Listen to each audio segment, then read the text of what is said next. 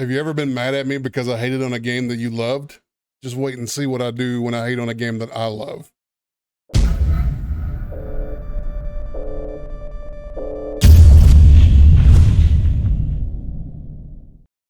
Geeks, nerds, gamers, and trolls, it's time to talk about Star Wars The Old Republic Legacy of the Sith expansion. So SWTOR's big 10-year anniversary expansion, Legacy of the Sith, has been out for a few weeks now, but unfortunately most folks were done with it within a couple of hours. What is Legacy of the Sith all about? And is it worth subbing to the game to check it out? Let's discuss. This is supposed to be a big year for Star Wars The Old Republic, even though the official 10-year anniversary of December 20th, 2021 passed without much pomp and circumstance. We knew an expansion was coming, so BioWare said they just needed more time. I was more than fine with that decision at the time. More time for testing, polishing, and maybe even squeezing in an extra little feature or two. That would have been cool. It should have been a softball home run for them. As time drew closer to this new launch date, I was beginning to get the feeling the expansion was going to be delayed again due to lots of bugs and overall unfinished feeling of the PTS itself. So I sent out a little tweet. I was like, hey, expect another delay coming up here in the next few days. Well, they didn't delay the launch again, but knowing what we know now, they should have.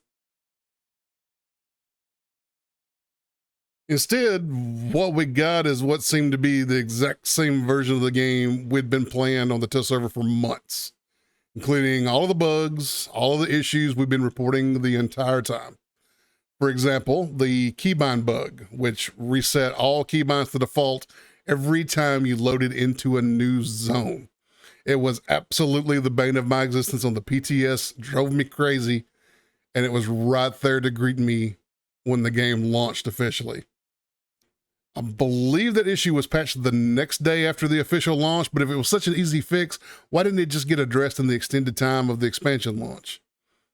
And while we're asking questions, why were multiple other bugs players have been reporting for months also made into the live game? What was the extended launch time frame for? Just the other day, BioWare released a forum post stating there were too many bug fixes to update them individually. So over 200 bug fixes are being compiled into an upcoming update to be announced. Now, new expansions are going to have bugs, of course, but I think I'd have kept that over 200 number to myself, especially when so many of those bugs were being seen and reported on the PTS as far back as several months ago. Now, to be fair, the Elam Flashpoint is gorgeous and hits an important story beat on both the Republic and Empire sides, but it is still pretty typical story Flashpoint fare. Not to mention a game-breaking bug many players are encountering in the final fight of this Flashpoint that completely halts progress, even though that fight is essentially the end of the so-called expansion. Game-breaking bug aside, it's not any better or worse than any other Flashpoint in the game. And if anything, the visuals are a nice benchmark in the progression the team has made in making the game look better over the years. Sadly, that's where my praise comes to an end for Legacy of the Sith. What we're about to discuss is probably the saddest excuse for an expansion I've seen in a long time, even with the positive parts of the Elam Flashpoint. 2.5 hours. That's how long it took me to finish the Imperial side of the expansion. And that was with me taking my time doing bonus objectives and generally not being in a big hurry, as I'm typically not.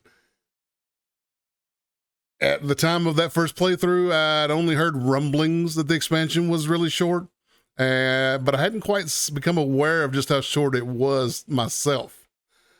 I think what's even sadder than the fact that I could spend more time in this video ranting about this sad excuse for an expansion than it took me to play it is the fact that the first section of the expansion of Manon was literally running across each of the maps, completing an objective, then running back across the same fucking map, fighting respawns of enemies to do another objective, interact with another thing. The Manon zones looked pretty cool, but I quit caring the first time I realized I was going to have to just run back across the map, refighting enemies I'd already killed, and generally having this lazy game design shoved down my throat while I continue to tell myself, it's the 10-year anniversary. It has to get better. Spoiler alert, it didn't. After finishing the Imperial side, I jumped over to the Republic side to see that story. And now knowing more about what was happening, finished it in less time than my first run, of course. So I spent, let's be generous and say 4 hours seeing new content. Now I'm just running through it all on alts and skipping story dialogue. The good news is you hit the new level cap of 80 super fast and can just hit the gear grind. The worst part of it all is that SWTOR has become known as the single player story game over the years. Jump in, see the story, and even if you're done at that point, it was still worth the sub. But not this time. Save your $15.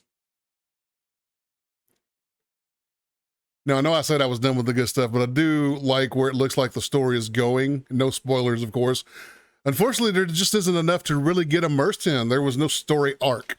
There was no character development. This was a story chapter, not an expansion. And BioWare should really be embarrassed to use the word expansion when talking about this.